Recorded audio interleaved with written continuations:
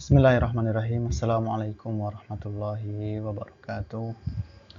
Alhamdulillah wassalatu wassalamu ala Rasulillah wa ala alihi wa sahbihi wa mawala.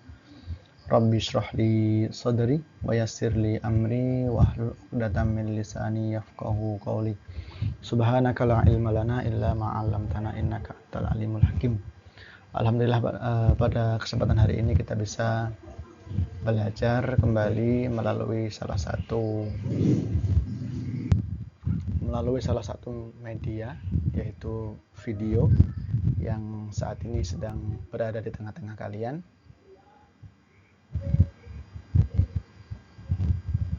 Dan hari ini kita akan belajar tentang taqsimul kalimah fil lughah al-arabiyyah, ataupun pembagian kalimat di dalam bahasa Arab. Baik, ini ada motivasi untuk kawan-kawan semua supaya lebih rajin, lebih giat, lebih semangat untuk belajar bahasa Arab. Man ta'allama lughata qaumin amina min makrihim. Siapa yang mempelajari bahasa suatu kaum, maka ia akan aman dari tipu daya mereka. Ini menunjukkan betapa pentingnya belajar bahasa Arab. Ya semua bahasa, tapi khususnya ini bahasa Arab ya, agar dapat memahami Al-Quran dan ilmu Islam secara benar.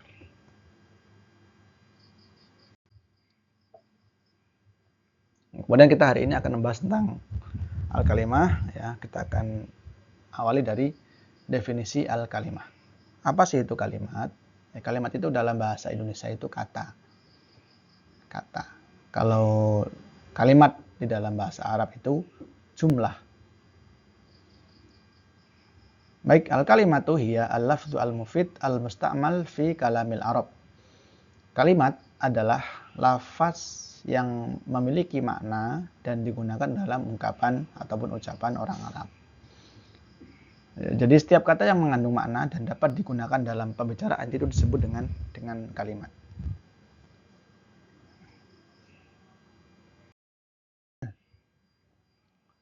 Kemudian para ulama nahwu sepakat bahwasanya kalimah itu dibagi menjadi 3. Yang pertama yaitu al-ismu.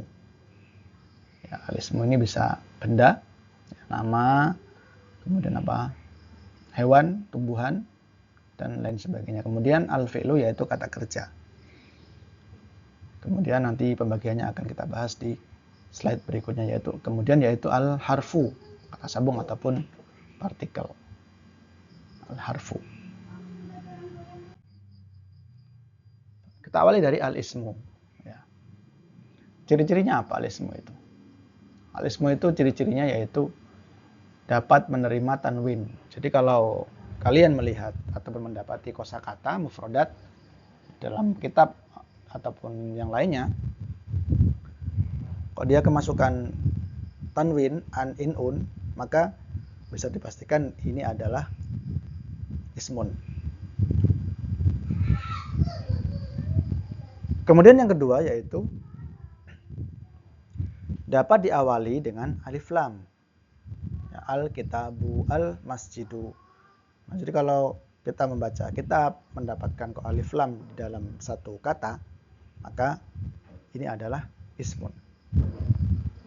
Kemudian berikutnya yaitu dapat dijar oleh huruf jar. Nah, jadi kalau ada huruf jar, setelahnya ada kosakata, maka ini adalah ismun. Kemudian isim juga bisa berfungsi sebagai mubtada, khobar, ya maf'ul, dan lain-lain. Contohnya apa? At-thalibu mujtahidun, siswa itu rajin.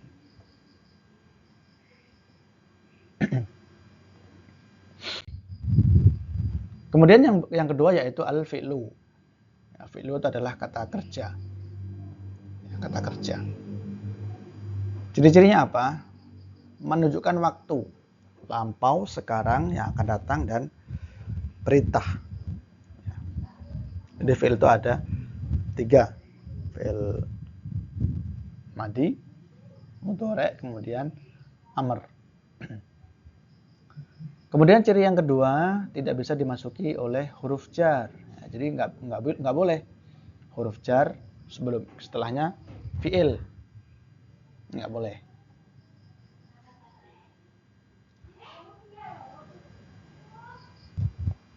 Berikutnya yaitu dapat diawali dengan huruf seperti lan, lam, saufa, sa. Lan, misalnya contohnya apa? Contohnya lan tarji'a ayyamul lati madad. Tidak akan kembali hari-hari yang telah lewat. Lam, idza lam tastahi fasna masita. Jika kamu tidak malu, maka berbuatlah sekarapmu, sesukamu. Saufa sa'astaghfiru laka rabbi. Kemudian saat habu ilal masjidi. Kemudian berikutnya yaitu macam-macam fi'il. Fi'il madhi, lampau, contohnya kataba, ia telah menulis. Fi'il mudhari, sekarang ataupun yang akan datang, yaktubu, ia menulis ataupun akan menulis. Kemudian fi'il amr, perintah, uktub.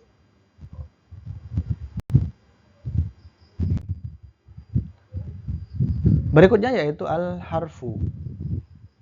Harfun itu tadi sudah kita bahas, yaitu kata yang tidak jelas maknanya ketika tidak bersama dengan kata yang lain. Ciri-ciri harf itu tidak menunjukkan waktu. Jadi fi, bi itu tidak menunjukkan waktu. Kemudian tidak bisa dimasuki dengan alif lam. Al-fi, al-bi, apalagi al-ala. Ini ya, mamnu, ya nggak boleh. Kemudian tidak bisa menerima tanwin. Ya. Apa misalnya? Nggak bisa, ya, nggak bisa menerima tanwin. Kemudian maknanya baru jelas bila bersama dengan kata lain. Ya, fi itu nggak jelas. Di. Tapi kalau sudah kemasukan kata lain, maka dia bisa menjadi jelas. Contohnya apa? Fil baiti, fil masjidi. Nah, ringkasnya, kalimah itu dibagi menjadi 3, yaitu isim, ya, kata benda, kemudian bisa ditanwin dan kemasukan alif lam. Kemudian yang kedua adalah fi'il, kata kerja menunjukkan waktu. Kemudian harf, ya, kata sambung, maknanya tergantung dengan konteks. Nah, ini ada latihan interaktif ya untuk sahabat semua. Ya, tentukan jenis kalimah dari kata-kata berikut. Akala fi madrasatun kataba ila tolibun. Nah, tugasnya ya, buat satu kalimat sederhana dari setiap jenis kalimah. Akala ini termasuk apa? Fi ini termasuk apa? Madrasatun dan seterusnya sampai terakhir. Kemudian kapan dikumpul? 2 hari setelah hari ini. Ya, jadi 2 hari ke depan silahkan dikumpul, deadline jam 9 malam. Ya. Bisa lewat WA ataupun email. Baik, itu mungkin yang bisa Bapak jelaskan hari ini. Nah, semoga yang sedikit ini bermanfaat ya, dan harapannya antum semua bisa lebih semangat dalam belajar bahasa Arab ya. Ana wa antum nahnu natakallam bil lughah al arabiyyah. Ini yang menjadi fokus kita. Baik, syukron ala husni ihtimamikum. Allahul muwaffiq ila aqwamit thoriq. Wassalamualaikum warahmatullahi wabarakatuh.